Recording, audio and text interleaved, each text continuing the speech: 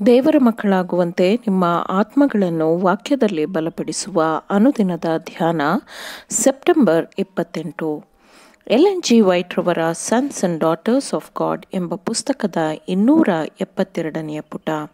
ಶೀರ್ಷಿಕೆ ಸತ್ಯವು ಜಯ ಹೊಂದುತ್ತದೆ.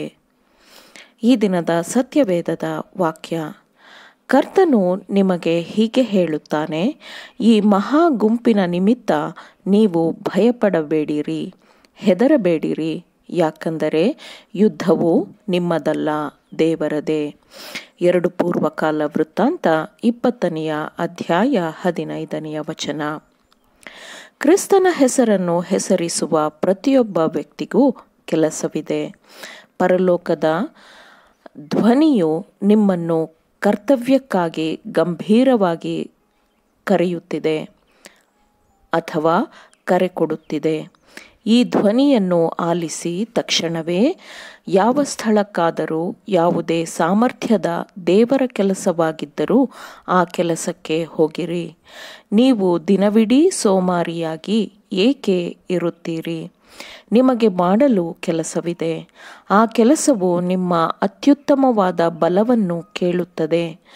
ಜೀವನದ ಪ್ರತಿಯೊಂದು ಅಮೂಲ್ಯವಾದ ಕ್ಷಣವೂ ನಿಮ್ಮ ದೇವರಿಗೆ ಅಥವಾ ನಿಮ್ಮ ಜೊತೆಯವರಿಗೆ ನೀವು ಸಲ್ಲಿಸಬೇಕಾದ ಕೆಲವು ಕರ್ತವ್ಯಗಳಿಗೆ ಸಂಬಂಧಿಸಿರುತ್ತದೆ. ಆತ್ಮಗಳನ್ನು ರಕ್ಷಿಸಬೇಕಾದ ಪ್ರಾಮುಖ್ಯವಾದ ಕೆಲಸವು ಮಾಡದೆ ಹಾಗೆ ಉಳಿದಿದೆ. ಅದನ್ನು ಮಾಡಬೇಕಿದೆ. ಮಹಿಮೆಯಲ್ಲಿ ಪ್ರತಿಯೊಬ್ಬ ದೇವದೂತನು ಈ ಕೆಲಸದಲ್ಲಿ ತೊಡಗಿಕೊಂಡಿದ್ದಾನೆ. ಆದರೆ ಅಂಧಕಾರದ ಪ್ರತಿಯೊಬ್ಬ ಪಿಶಾಚನು ಈ ಕೆಲಸವನ್ನು ವಿರೋಧಿಸುತ್ತಿದ್ದಾನೆ.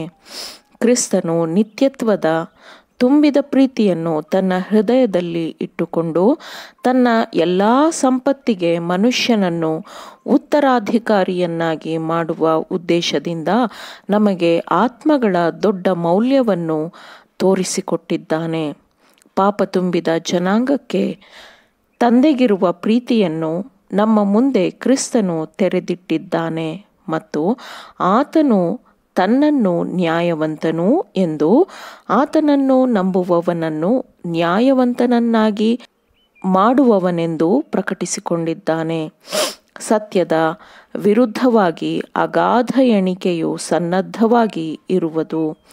ಇತರರಿಗೆ ಬೆಳಕನ್ನು ಪ್ರಕಟಿಸುವಾಗ ಅವರನ್ನು ನಾವು ಸಂಧಿಸಬೇಕು.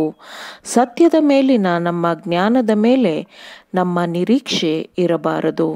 ನಮ್ಮ ಸಾಮರ್ಥ್ಯದ ಮೇಲೆ ನಮ್ಮ ನಿರೀಕ್ಷೆ ಇರಬಾರದು. ಆದರೆ ಜೀವವುಳ್ಳ ದೇವರ ಮೇಲೆ ಇರಬೇಕು.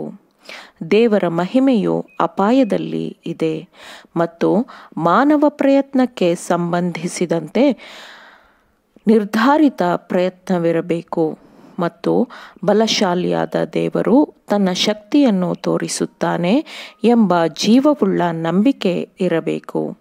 ಇಲ್ಲದಿದ್ದರೆ ಎಲ್ಲರೂ ವಿಫಲತೆಯನ್ನು ಸಾಬೀತುಪಡಿಸುತ್ತೇವೆ. ದೇವರು ಇಸ್ರಾಯೇಲ್ಯರ ಶತ್ರುಗಳನ್ನು ಸೋಲಿಸಿದನು. ಅವನು ಶತ್ರುಪಡೆಗಳನ್ನು ಗಲಿಬಿಲಿ ಮಾಡಿದನು.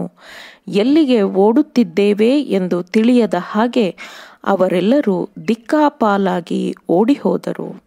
ಇಸ್ರಾಯೇಲ್ಯರ ದೇವರಾದ ಯೆಹೋವನ ಮುಂದೆ ಯಾರು ನಿಲ್ಲಬಲ್ಲರು?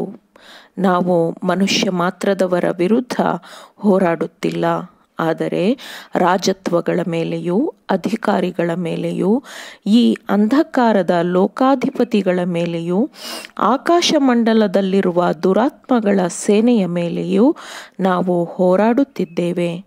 ನಮ್ಮ ಶಕ್ತಿಯ ಮೂಲವು ದೇವರೇ, ಆತನೇ ನಮ್ಮ ಸಹಾಯಕನೂ ಆಗಿದ್ದಾನೆ ಎಂದು ನಾವು ಆತನನ್ನು ನೋಡುವಂತೆ ಆತನು ನಮ್ಮನ್ನು ಉತ್ತೇಜಿಸುತ್ತಿದ್ದಾನೆ. ಇಸ್ರಾಯೇಲಿನ ದೇವರು ನಮಗಾಗಿ ಕೆಲಸವನ್ನು ಕೈಗೆತ್ತಿಕೊಂಡಾಗ ಅವನು ಅದನ್ನು ಯಶಸ್ವಿಗೊಳಿಸುತ್ತಾನೆ. ಸತ್ಯವು ಜಯಗೊಳಿಸುತ್ತದೆ. ಪರಲೋಕ ಆಯುಧಗಳೊಂದಿಗೆ ನಾವು ಯುದ್ಧ ಭೂಮಿಗೆ ಹೋಗಬೇಕು. ಯುದ್ಧವು ಯೆಹೋವನದು.